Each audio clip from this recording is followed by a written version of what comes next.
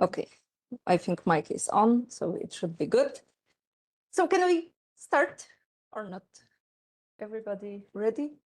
I'm not ready, but we will see how it goes. I do not feel ready. Okay, so good afternoon, everyone. It's nice to see you today during our meeting, and we start discussing the Japanese natural language processing textbook. Today I will cover the introduction and the basis of Japanese linguistic part of this book. But at first, let me tell you that the authors, why it's not moving? Okay. Precise who is this book for. Mostly they highlighted that people using this book should have minimum Japanese skills, so they should be able to read two syllabaries, hiragana and katakana, and understand maybe some basic Japanese vocabulary. Also, basic Python programming language is needed, and it is good to be familiar with other scripting languages. And at the first part of the book, they focus on Japanese skills, meaning they provide us a background about Japanese language, or also the history of Japanese language, which might be important if you do your research about Japanese related topics. Just as me about Japanese dialects. It's literary, this textbook is perfect for me. Okay, so let's start from the history of Japanese language. I will try not to speak too much in detail, but if I will go with the flow, then you can show me something like stop, and we will move to the other part of the presentation. So we start from the era where, technically speaking, there was no writing system. There is no clear evidence of writing in, well, something today we call Japan, but before it wasn't Japan as we know it today. Before, well, 3rd century, and only early contact with China is only documented in some Chinese records, not Japanese records. Sometimes researchers, scholars, they mention something like Jindaimoji, but to be honest, they are generally regarded as forgeries. They were supposed to look like that. That is one of the ideas how they might have been looking like, but many scholars, researchers pointed out that actually probably it wasn't existing, and they asked the most basic question: if Jindaimoji already existed, why was it completely replaced by the more complex Chinese writing system? Why replacing one with another one, right? So when we talk about old Japanese, we usually talk about language used in written records before the beginning of Heian Jidai, Heian period, more or less. And this is the part that we are not now going to cover. What you should know is that writing was introduced to Japan from China before, well, 5th century. And early Japanese writing was heavily based on classical Chinese, and then it was adapted to Japanese. And here usually we point out 3 the most important texts. The first one is Kojiki, Nihon Shoki, and Manyoshu. Kojiki is it's not a book, but it contains creation myths of Japan, stories of the gods. So if you're interested in Amaterasu, Susano, and Japanese mythology, it's a good source to look into. And, well, early legendary history of Japan. Nihon Shoki, on the other hand, covers, technically speaking, similar material as Kojiki, but is more detailed and uses a more formal Chinese historical style language, and includes also multiple versions of the same myths and events. And there is also Manyoshu, which is the poetry collection. It was compiled during the Nara period, so 710, 794 years, more or less. And well, the final compilation is usually dated to around 759. And it contains around 4,500 poems written by emperors, nobles, soldiers, government officials, etc. I wanted to show you actually how Manyoshu looks like. There is a very nice web page called Tanoshii Manyoshu, Fun Manyoshu, and there you can compare how it was written, how it is written today, and there is also meaning explanation. But maybe let's leave it until the end of presentation, then we will see the web page if somebody will be interested. Okay, so this is how one of the oldest extant manuscript of Kojiki looks like. So you can see still no hiragana, no katakana. Of course, it is not the oldest possible one. I think this one is considered a national treasure, and probably it comes from 14th century. But yeah, it is preserved in Nagoya. So yeah, just so you know, one of the most important texts. Is written left to right or top to bottom? Yeah, we will also talk about it later. Why is it written like that? Why Japanese was, and sometimes even nowadays is written like that. Okay. So we had those three very important texts, and more or less until year 1000, we have more or less well-established writing culture in Japan.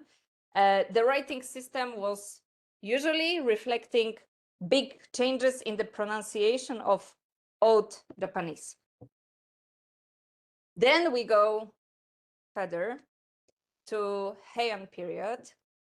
And this is when hiragana and katakana appeared or developed. It's maybe a better word, actually.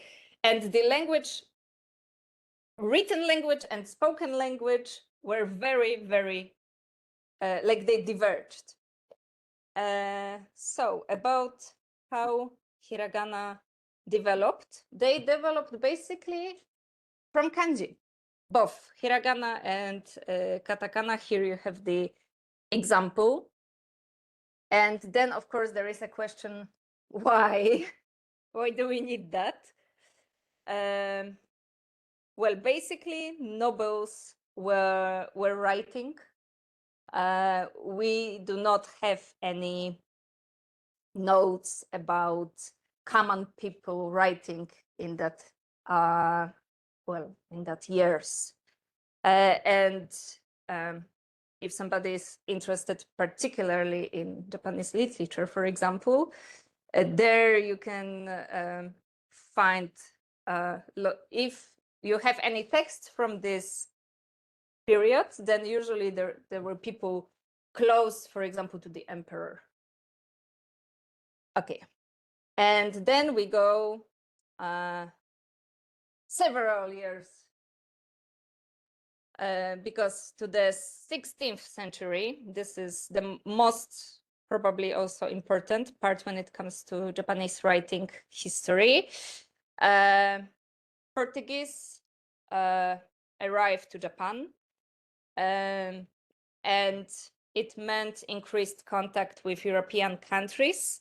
Later also not only Portuguese, but also Dutch people came, while the Portuguese introduced Christianity and some of the earliest European loan words into Japanese, like pan, which is from Portuguese pau.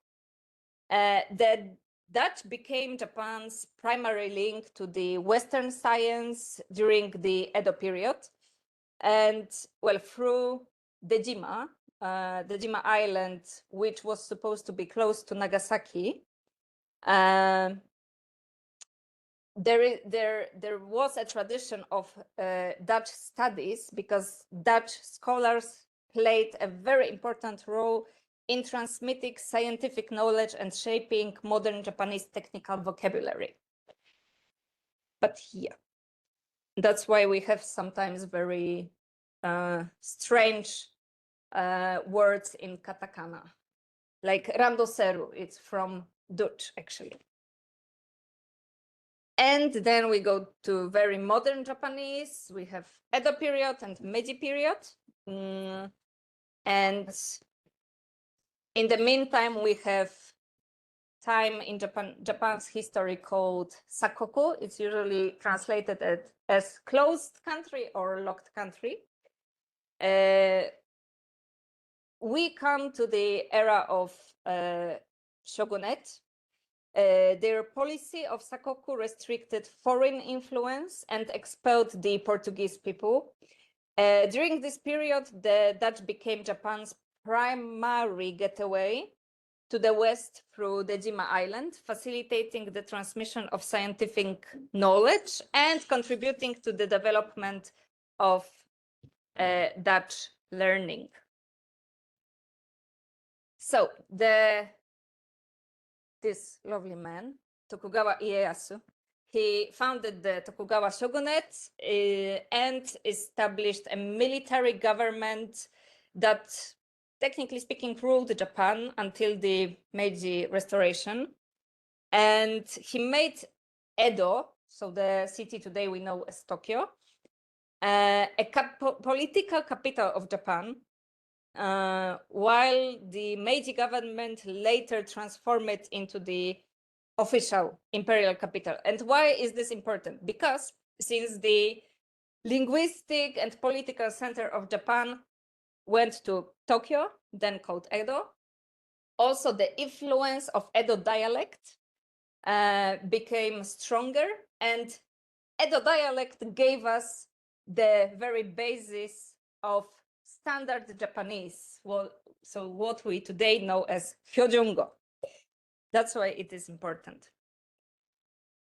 So when the shogunate, called also Bakufu government, ended ruling in Japan, we came into Meiji period. The Meiji Restoration formally restored political authority to the emperor, but in practice, Japan was governed by a group of oligarchs who ruled in the emperor's name. The emperor became the central symbol and source of legitimacy for the new state rather than its sole decision maker. But what is the most important is that in Meiji period, there was a whole series of reforms, from school to people who were involved in any kind of research. And also there were many changes in language. And the most important thing is that during Meiji period, we had a movement called Genbon Ichi. So it was a movement to unify written and spoken Japanese. So if you remember what I told you like 3 minutes ago, that long time ago, spoken and written Japanese were completely different, then many years later, somebody decided, okay, we need to write as we speak. And of course, it had its reflection in literature. We have Japan's first modern novel, Ukigumo. Futabata Ishimei was the first one who tried to write novel as he spoke. Okay, and the next one is post-war Japanese. So we come again several years And here we have the three most important changes for the language. At first, we have modern Japanese kana spelling rules. Still, they were kind of different than those that we know today. But yeah, somebody decided to unify the whole spelling. Also, the first official list of kanji for everyday use, known as Toyo kanji, appeared. It was also slightly different than we know today. And we have modern simplified kanji forms. So here are the examples. In gray background, you have simplified kanji, and in white, you have traditional forms. So those are the good examples of writing. I think some of them still function in Chinese. Am I right? The more traditional ones, right? Thank you. Okay, so at this point, we finish very short history of Japanese language. Now we go to more linguistic overview of the language itself. In the book, authors at first point out that it is important to remember that Japanese is an isolated language. It has subject, object, verb, word order, and that it has mixed writing system until today. Japanese is often described as an isolated language because no widely accepted genetic relationship has been established between the Japanese language or Japonic language family and any other language family. Nevertheless, the authors decided to mention Ryukyu languages, Ainu languages, yeah, I see, unique, and Hachijo dialects as closely related languages. I also had some doubts about it, don't worry. Ryukyu is fine. Yeah. It's not a language Well, I'm reporting what was written. Okay, so let's start shortly about Ryukyuan languages. They are considered as a branch of the Japonic language family spoken in the Ryukyu Islands, including Okinawa. Although they are thought to be related to Japanese, they are not mutually intelligible with standard Japanese and are considered separate languages rather than dialects, although it depends really on the researcher and scholar, to be honest. Then we have Ainu languages. It is an indigenous language traditionally spoken by the Ainu people of Hokkaido and parts of northern Japan. It was or is considered an isolated language as no widely accepted genetic relationship wasn't established. And well, today Ainu is critically endangered, but revitalization efforts are made and are underway through education, cultural programs, documentation, and Japanese helping. Although I wanted to ask you, Nick, because is it true that 2 out of 3 language varieties are extinct? So yeah, that would be the Kuro Ainu, Sakhalin Ainu, and Hokkaido Ainu. Now, if we're talking about native speakers, like first language speakers, they're all extinct. Okay. Like, and this is a recent development, like within the last 10 years, about Hokkaido Ainu speakers died. But only the first 2 are officially registered as extinct because, like, UNESCO hasn't done a new. Okay. That's why I had doubts, and well, Google also had some problem with it. But Hokkaido Ainu has, I think, the strongest revitalization. Okay. We need to remember that the Ainu languages phonetically are very different from Japanese. Actually, like, then it means like the Ainu is not a dialect, it's a different language itself. Yes, Yeah. Exactly. That's why, for example, I do not cover Ainu language in my research. Yeah, all the way down to phonology. Like you can construct syllables in Ainu, like many syllables in Ainu that are completely impossible. And the next one and the last one, we have Hachijo dialects. They are critically endangered. Many of them have no official orthography rules, and well, sometimes they are considered as distinct language rather than dialects. It also, again, depends. Many scholars are still fighting about it. Okay, what about other languages? As we know, Japanese writing and Japanese language is now used almost exclusively in Japan for Japanese. Although kana was introduced in some occupied territories during wartime, and Taiwan developed an extended kana system in those war times.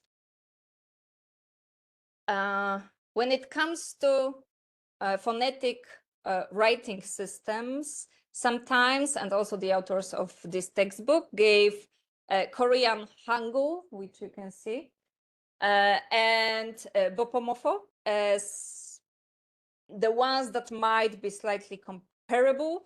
Bopomofo is a phonetic writing system used to present the pronunciation of Mandarin Chinese, primarily used in Taiwan. But Hangul and Bopomofo were developed independently and represent different sound systems and patterns. So any resemblance is primarily visual or in the way of thinking rather than linguistic one, really. Okay. Like you told, like Ainu phonemes are different. What about the other two? So Ryukyuan languages and Hachijo. Hachijo dialects. I think phonetics are very similar for all those Japanese. I'm not sure. But... Yes, although still they are, at least when it comes to Ryukyuan languages, many of them are still not mutually intelligible with Japanese. They are completely different. Yeah, I just mean like the consonants and vowels. Yeah. Syllables. Yeah. There might be some vowels, consonants, and vowels. I think, for example, yeah. If you want to say konnichiwa in Ryukyu, then you say something like hantai or something like that, if I remember correctly. So here you have the same syllables used as in Japanese, basically. Okay, so now we go to Japanese orthography, which is a mixture of kana, kanji, and also Arabic numerals and Latin characters do appear. Let's start with kanji. So characters that came from China and are used for conceptual words and also for names. Here we have the comparison of kanji for dragon. It looks totally nowadays different than Chinese. I hope I didn't make a mistake with choosing the dragon, but yeah, traditional Chinese also looked kind of different than Japanese kanji nowadays. What is the not problematic part, but very hard part for the learners is that kanji might have lots of readings, and also there are some kanji that were only created in Japan, and they are called kokuji. Okay, so now there comes a kanji quiz. Yumeru kana? Can you read those? I think this is a good example of kokuji.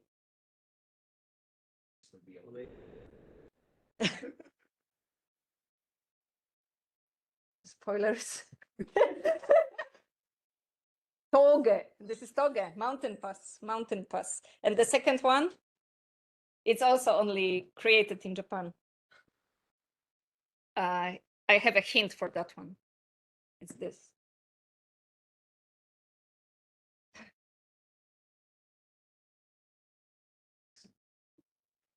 sakaki kana? Sakaki. So, and this is sakaki. It's this, it's not a flower, it's a plant. It's sakaki. Okay, so yeah, so those are the problem usually because you cannot find them anywhere else. And also 3 types of readings. We have punyomi, called traditional reading, where, well, native Japanese words were assigned based on meaning. We have onyomi, so sound reading. So pronunciation was borrowed from Chinese. And we have pronunciations used only for names of people and also some places. And let's have an example. Quiz. I chose the easy one. The general reading of this is yay, hikari, exactly. But depending on how which word it appears, it can also be read ko, like in word kogaku. And in names, it can be read as Aki, Akira, Ko, Teru, Hiko, Mi, Mitsu, really, erabi hodai, really. You choose as much as you want, really. So yeah, that is the difficulty of kanji. And then we have 2 syllabaries, hiragana and katakana. Hiragana used for most function words, inflections, writing grammar, and katakana used mainly for words of foreign origin, sound effects, etc. And both of them, there are not so many of them as kanji. Both sets of kana are ordered according to gojuon, so 50 sounds. So basically, when you start learning Japanese, you start from those. It's the easiest way to start. But when we look at hiragana and katakana, we have additional sounds. We have dakten, which adds voicing. So basically, the syllable ka we can change into ga, or syllable sa we can change into za. And we have handakten, and thanks to that, we can create p sounds. So instead of ha, we will have pa. And it works for, I see your face, Bharati, but it sounds only that awful. It is not that awful, don't worry. Yeah. I have one question. Doesn't have the sound Ra? Eh? I think there is sound ra. It's, yeah. So la, it doesn't have la. La. Yeah, it's like, to be honest, it's very in between. If you will hear the word sora, some people will tell it that it will sound for you more like sola. And for example, my air is pretty sharp. So in my case, you will hear it as sora, but it's somewhere in between. But then sometimes you'll hear people trill it like Spanish. Ah. Yeah. Especially when you're being emphatic. So it's like, yeah, it's the whole spectrum from L to R. Yes. And probably the existence of Dadidu that precludes any possibility of a distinct L or R. It's just too close to both. Yes.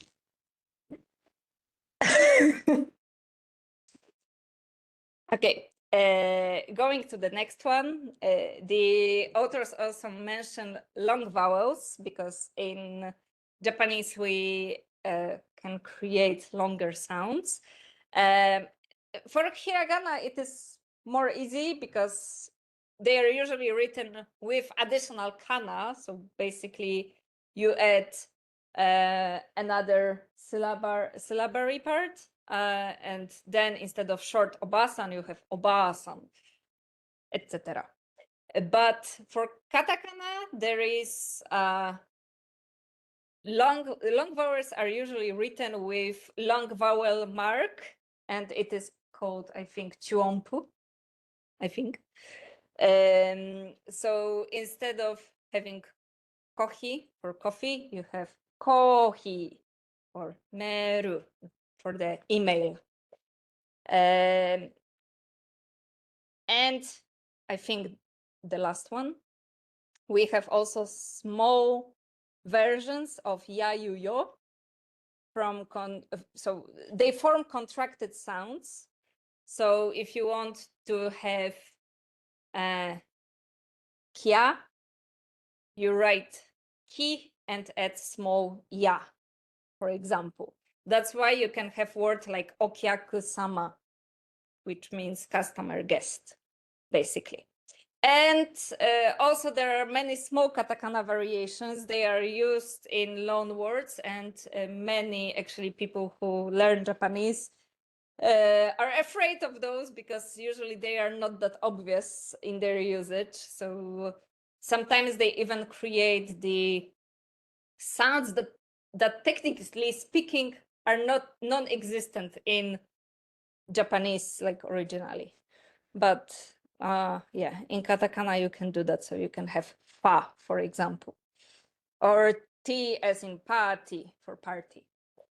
And the reason why the authors mentioned all of those things in very short way is not that they also explained the whole hiragana, whole katakana one by one, starting from a, I, U, E, O and ending with N. I think they wanted to provide it because when you have your research about Japanese language, you may need to take those variations into consideration. So for example, when you convert from one syllabary to another, from hiragana to katakana, even the fact that you have different way of creating long vowels, then the question is how converter is going to do that, right? So that is the reason why they mentioned it. And also, Japanese was traditionally written vertically, so top to bottom, right to left, following the conventions of Chinese writing. And today, both vertical and horizontal writing are used, with horizontal text becoming common, of course, under the influence of modern printing, science, technology, and, well, international rules, basically. But yeah, if you read mangas, for example, then you can easily see and try read that way. Here is that like vertical writing is very convenient when you're reading from a scroll that you're unrolling as you read it. Yes, in the past they used to do that. Exactly. And okay, if you remember that I mentioned that kanji might be problematic because they have lots of readings, then we have some help, and this help is called furigana. And it means basically that next to kanji or above kanji, the reading of the word is written in small print, usually in hiragana, so then you are able to read kanji. Sometimes furigana is called rabi, and here comes my quiz question. Why? It does not have anything to do with rabbis, unfortunately. It is because in 19th century printing, font sizes were often given names like diamond, pear, rabbi, and rabbi was considered as very small and commonly used for pronunciation annotations. So that's why the term rabbi text later came to refer to annotation text, such as Japanese furigana. Okay, and as an easy part, we have also romanization.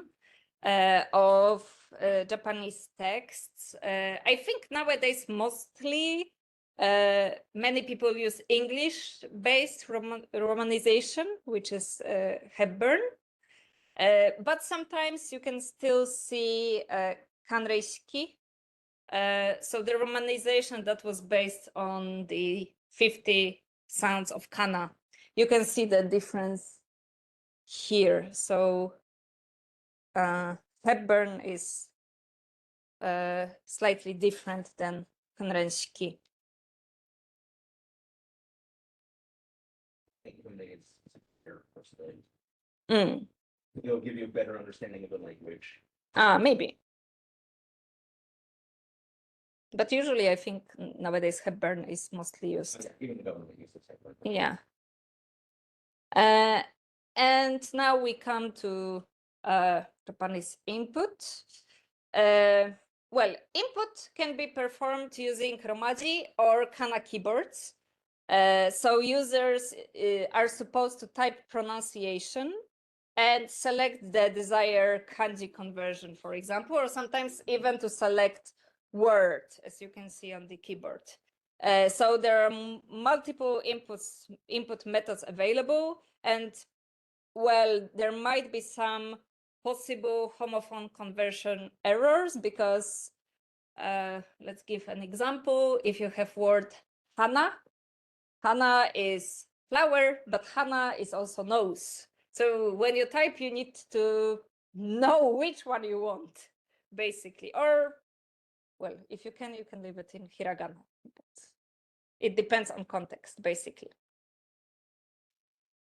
Okay, and here we have short summary of encodings. The first one, Shift JIS, historically was one of the most popular encodings, and at one time the main choice for Japanese web pages. However, sometimes you can still see those. And the same goes for another ones, although all of them were replaced by UTF-8. It is now the dominant encoding for Japanese texts. But sometimes you expect your text to look normal and it comes completely different. If, for example, the recipient system uses a different character encoding. And this phenomenon is called mojibake. So basically, mojibake is corrupted text caused by an encoding mismatch. And then your mail might not look like as you would like it to look like. So let's take an example. Here we have got the sentence. Asame o samasu toki no kimochi wa omoshiroi. And you want to write something like that, but then you have, unfortunately, something like that, and the person is wondering whether everything is fine on his side and your side. And personally, it happened to me, for example, when I gave my Polish email to International Center, and then I was receiving mails like that because I had bad encoding. So still nowadays it can occur. Okay, and now goes the quiz. Who knows this sentence is pretty well known. It's one of the most famous first sentences of one of the novels, because I decided that Waga Haine Kodearu would be too easy. So, dozo. Who wrote that? No, it's Japanese author. Japanese author.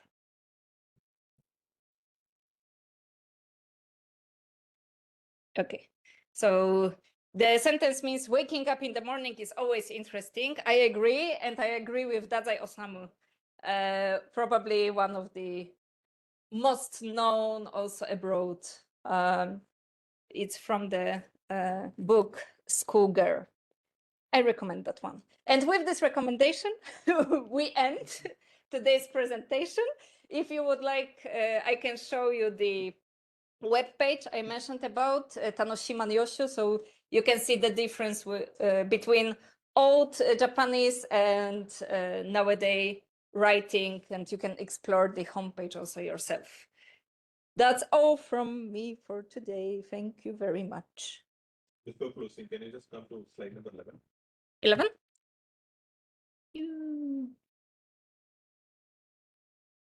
This one? Yes. Can you tell me the pronunciation differentiation between the first and the last? Okay. It's the beginning of hiragana, so you have a, I, U, E, O. Exactly. Oh, that's A, that's O. Yeah. Yeah. It's